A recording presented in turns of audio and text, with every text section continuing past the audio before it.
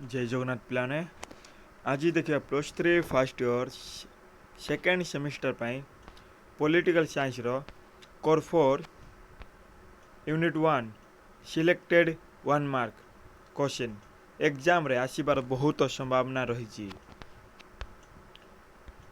Fill in the blanks and objective questions with answer या English आउ ओडिया रे देखिया बोथ भाषा रे। The study about the activities and attitudes of governmental institution and important ruling system of the world is known as dash politics। विश्वर प्रमुख शासन व्यवस्था सरकारी अनुष्ठान से कार्यकलाप तथा आचरण संबंधित अध्ययन को देश राजनीति कहा जाए। आंसर होची तुलनात्मक।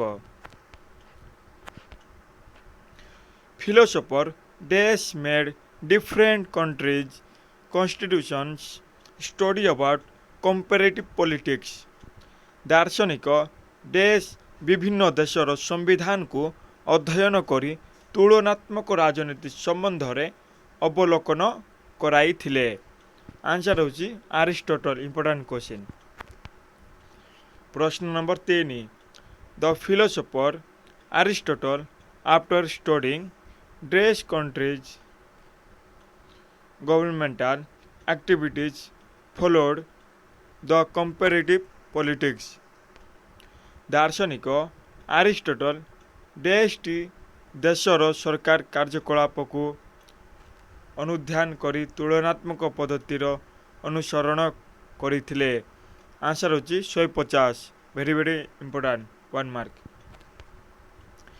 प्रश्न नंबर 4 आफ्टर देश were the modern political scientist without comparing the formation and power of the state they comparatively study about the present and future role of state। देश युद्ध पर आधुनिक राजनीति विज्ञानी माने राष्ट्रर गठन और क्षमता मध्य तुलना न करी राष्ट्रर वर्तमान और भविष्यतर भूमिका मध्य तुलनात्मक आलोचना आरंभ करथिले। आंसर होची द्वितीय विश्व युद्ध। Next during this phase of study comparative politics is discussed by the data collected from the combination of sociology, psychology, anthropology and statistics। देश अध्ययन पर्याय समाजशास्त्र मनस्तत्व नृतत्व और परिसंख्यान आदि विषय समूह संगृहित नानादि तथ्य मानरू तुलनात्मक राजनीति संबंध रे अवलोकन कर जाई थाए। आंसर होची आंत विषयक। Very very important. आंसर होची आंत विषयक। प्रश्न नंबर 6 देश politics has given priority to general interest and also for the analysis of common attitudes inquiry। देश राजनीति सर्वसाधारण स्वार्थ को अधिक प्राधान्य देवा सह साधारण व्यवहार को अनुसंधान करी ताहार विश्लेषण करि पारिथाय। आंसर होची तुलनात्मक। इंपोर्टेंट। नेक्स्ट देश politics has based on comparative government analysis and procedures।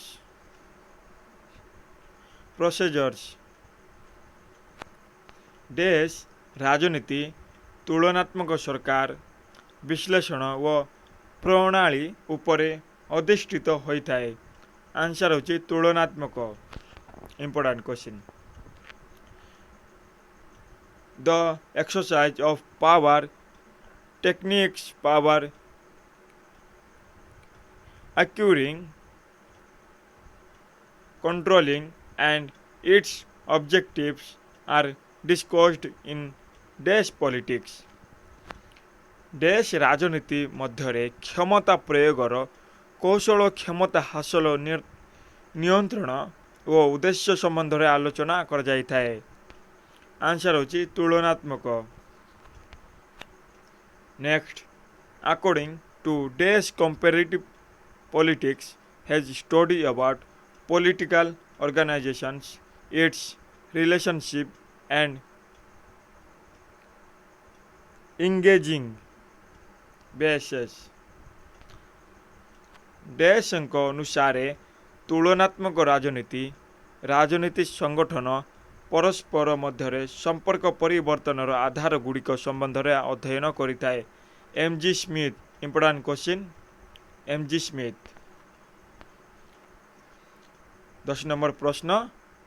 According to dash comparative politics is related with political institution, political behavior, important regularities and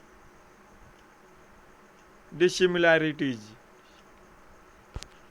देश मतरे तुलनात्मक राजनीति राजनीतिक अनुष्ठान राजनीतिक व्यवहार गुरुत्वपूर्ण नियमितता व सामंजस्यता तथा पार्थक्यता सह जड़ित रही था। Important M Curtis. आंसर होची एम क्यूरिस।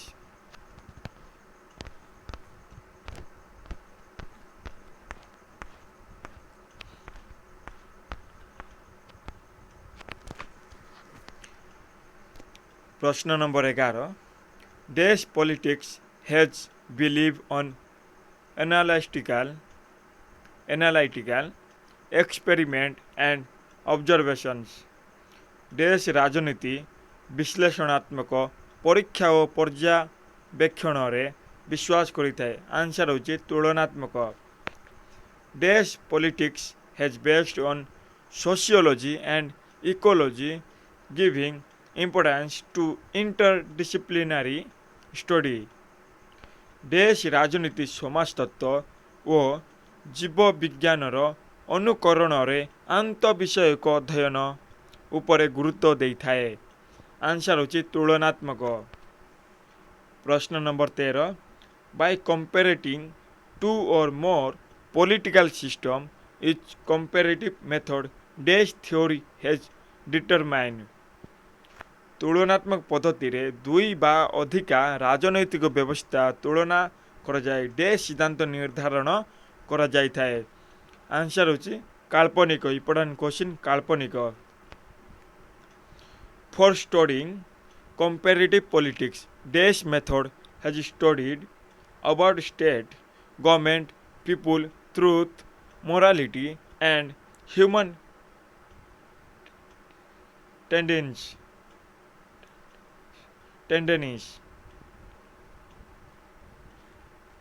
तुलनात्मक राजनीति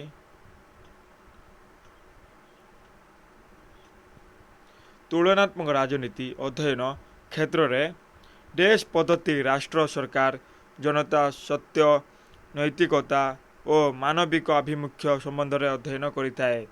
आंसर होची दार्शनिक। आंसर होची दार्शनिक। Human tendencies. आंसर होची दार्शनिक। प्रश्न 15। For studying comparative politics dash method is based on ethics. तुलनात्मक राजनीति अध्ययन क्षेत्र में देश पद्धति नीति शास्त्र सूत्र उपरे आधारित रही थाए। आंसर होची दार्शनिक। For studying comparative politics dash method is used by Graham Wallas Charles Merriam Lasswell and Robert Dahl. Graham Wallas, Charles Merriam Lasswell और रॉबर्ट डाल आदि डैश पद्धति को तुलनात्मक राजनीति अध्ययन क्षेत्र में व्यवहार करिसेंती। इंपोर्टेंट क्वेश्चन मनस्तात्विक। प्रश्न नंबर 17 dash is known as advocates of administrative functional method. Gabriel Almond. Answer होची Gabriel Almond.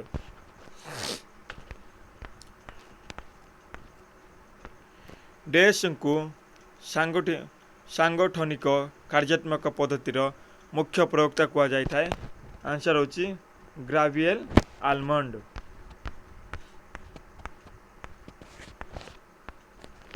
The institutional perspectives of comparative politics by dash and dash give importance to ideologies and behavior or of the government। Dash और dash को तुलनात्मक राजनीतिक विश्लेषणर संस्थागत दृष्टिकोण रे सरकार सिद्धांत और व्यवहार अध्ययन उपरे अधिक गुरुत्व प्रदान कर जाइछि। आंसर होची ग्राइस और लिवेल। ग्राइस और लिवेल। प्रश्न नंबर 19 in the year dash Roy Macridis government has taken steps for study comparative system. Dash मसीहारे रॉय मैक्रोडिक्स सरकार तुलनात्मक अध्ययन को नूतन दिगरे परिचालित करिबा निमंते इच्छा व्यक्त करथिले। Important question 1955। प्रश्न नंबर 20 for studying comparative politics in the ending of dash century the contemporary method was used. Dash शताब्दीर शेष भाग तुलनात्मक राजनीति अध्ययन क्षेत्र में पारंपरिक पठन पद्धतिर प्रवर्तन कर जाइथिला। आंसर होची 19। Important question 19। प्रश्न number 21 according to dash institution is a rule that has been institutionalised. Dash मतरे संस्था एक नियम अटे जहाकू संस्थानीकृत कर जाइछि। आंसर होची एरसन। इंपोर्टेंट क्वेश्चन एरसन। प्रश्न नंबर 22 proportional representation vote system is the example of dash institution।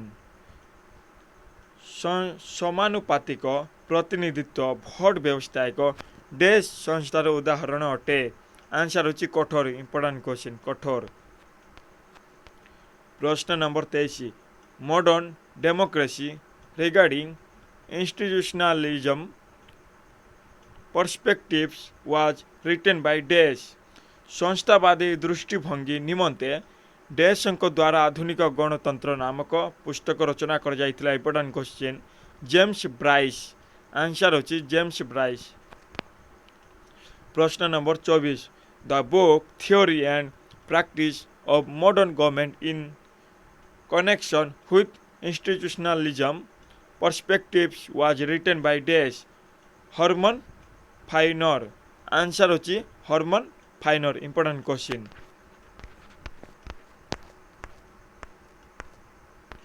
संस्थावादी दृष्टिकोण निमंते डैश द्वारा आधुनिक सरकार तत्व और अभ्यास नामक पुस्तक रचना कर जाइथिला। आंसर होची हर्मन फाइनर।